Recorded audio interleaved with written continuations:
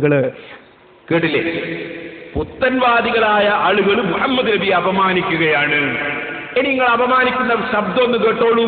നാടൊട്ടാകെ നടന്നിട്ട് ഇസ്ലാമിന്റെ പ്രചരണം നടത്തുന്ന ആളാണ്, ക്രിസ്ത്യാനികൾക്കെതിരെ പ്രസംഗിക്കുന്ന ആളാണ് എന്ന് പറയുന്ന ഒരു മൗലവിയില്ലേ, MM അക്ബർ എന്നാണ് അദ്ദേഹത്തിന്റെ പേര്. അദ്ദേഹം മുഹമ്മദ് നബിയെ അപമാനിക്കുന്ന വാക്ക് നേരിൽ ഞാൻ നിങ്ങൾക്ക് കേൾപ്പിക്കുന്നു. സഹോദരന്മാരെ ശരിക്ക് ശ്രദ്ധിക്കണം.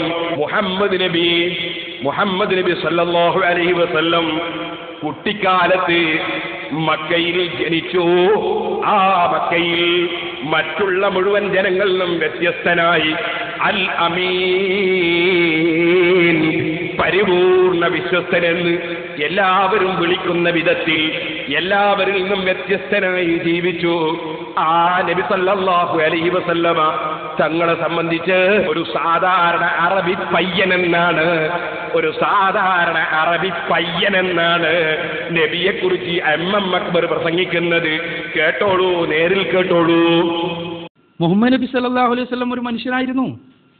അദ്ദേഹം ഒരു മനുഷ്യനായിരുന്നു. ഞാൻ പറഞ്ഞല്ലോ 40 വയസ്സ് വരെ അറബികൾക്കിടയിൽ ജീവിച്ച ഒരു സാധാരണ അറബി പയ്യൻ, അറബികൾക്കിടയിൽ ജീവിച്ച ഒരു സാധാരണ അറബി പയ്യൻ, അറബികൾക്കിടയിൽ ജീവിച്ച ഒരു സാധാരണ അറബി പയ്യൻ, അറബികൾക്കിടയിൽ ജീവിച്ച ഒരു സാധാരണ അറബി പയ്യൻ.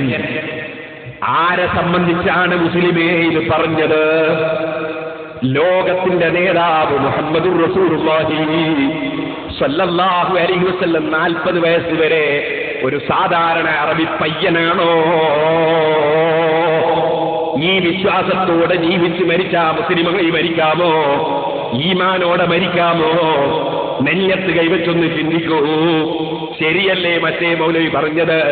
പുത്തൻവാദികൾ മുഹമ്മദ് നബി അപമാനിക്കുകയാണെന്ന് മുജാഹിദിന്റെ നേതാവ് പറഞ്ഞത് ശരിയല്ലേ? പുത്തൻവാദിയായ അക്ബർ മൗലവി നബി അപമാനിച്ച വാചകമല്ലേ? ഞാൻ കൂടുതൽ അതിന് തെളിവ് പറയേണ്ടതുണ്ടോ? മുസ്ലിമീങ്ങളോട് തെളിവ് പറയണോ? മുസ്ലിമീങ്ങളോട് അതിന് ഞാൻ തെളിവ് പറയണോ? ചോദിക്കട്ടെ, മക്കയിൽ എത്ര ആളുകൾ ജീവിച്ചിരുന്നു അക്കാലത്ത്? അവരാരെങ്കിലും ഗാർ ഹിറ എന്ന ഗുഹയിൽ പോയി പ്രത്യേകം ആരാധന നടത്തിയിരുന്നോ? സഹീഹുൽ ബുഖാരിയുടെ 1-ാമത്തെ അധ്യായം തന്നെ കൈഫ കാന ബദഉൽ വഹീ റസൂലില്ലാഹി സ്വല്ലല്ലാഹു അലൈഹി വസല്ലം, റസൂലുള്ളാഹിക്ക് വഹി ഇറങ്ങിയതിന്റെ തുടക്കം എന്താണ് അവിടെ പറയുന്നത്? 40 വയസ്സായിട്ട് നുബുവത്ത് ലഭിക്കുന്നതിന് മുമ്പ് തന്നെ പ്രത്യേകം ആരും കാണാത്ത സ്ഥലത്ത് പോയി അള്ളാഹുവിന് പ്രത്യേകം ആരാധന നടത്തിയിരുന്ന മഹാൻ. അവിടെ ഖദീജ ബീവി ഭക്ഷണം കൊണ്ട് കൊടുക്കുകയല്ലേ? പോരാ, ആ മുഹമ്മദ് നബി സല്ലല്ലാഹു അലൈഹി വസല്ലം തങ്ങളെ പവർ ഇപ്പോൾ ഇവിടെ പറഞ്ഞു തീർക്കാൻ പോയിട്ട് എന്റെ ആയുഷ്കാലം മുഴുവനും പറഞ്ഞാൽ എനിക്ക് തീരുകയില്ലല്ലോ, ലോകത്താർക്കും തീർക്കാൻ കഴിയില്ലല്ലോ. ഞാൻ ഈ കഴിഞ്ഞ കൊല്ലം പാറക്കടയിൽ വെച്ച് മദ്ഹുർ റസൂൽ പ്രസംഗിച്ചിട്ടുണ്ട് 2 ദിവസം. അതിന്റെ CD റബീഉൽ അവ്വൽ ഇറങ്ങുമ്പോൾ വാങ്ങിക്കേൾക്കാൻ ശ്രമിക്കണം.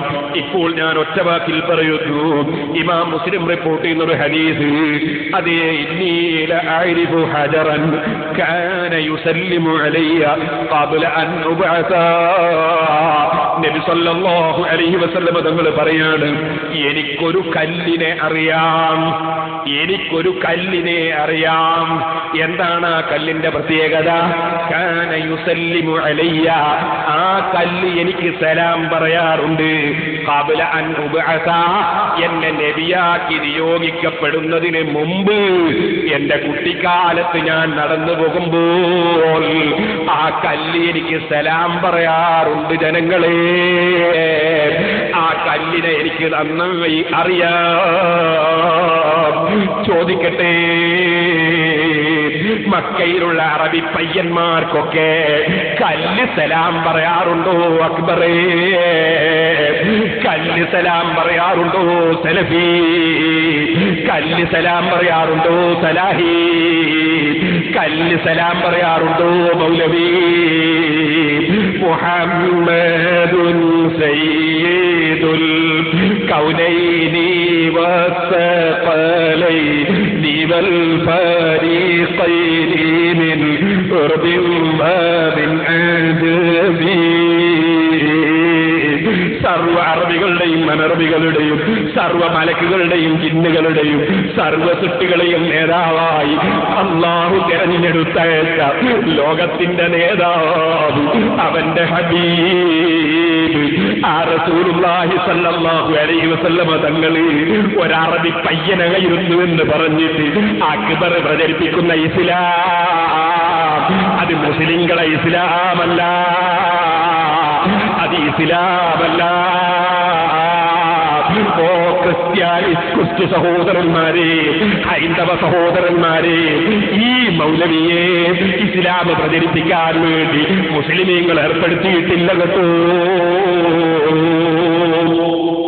ഞങ്ങളെ നേതാവായ മുഹമ്മദ് നബി സല്ലല്ലാഹു അലൈഹി വസല്ലമ തങ്ങളെ നിങ്ങളെ മുന്നിൽ വന്നിട്ട് അറബി പയ്യനെന്ന് പറഞ്ഞിട്ട് നിന്ദിക്കുന്ന ഒരു പാർട്ടി, നിന്ദിക്കുന്ന ഒരു നേതൃത്വം, അതും മുറുകെ പിടിച്ച് ജീവിച്ചാൽ ഈമാനോടെ മരിക്കുമോ? നെഞ്ഞത്ത് കൈവച്ച് ചിന്തിക്കൂ സഹോദരാ, ഇതെന്റെ വകയിലല്ലല്ലോ പറയുന്നത്. ഇനി നിങ്ങൾക്ക് കേൾക്കണോ?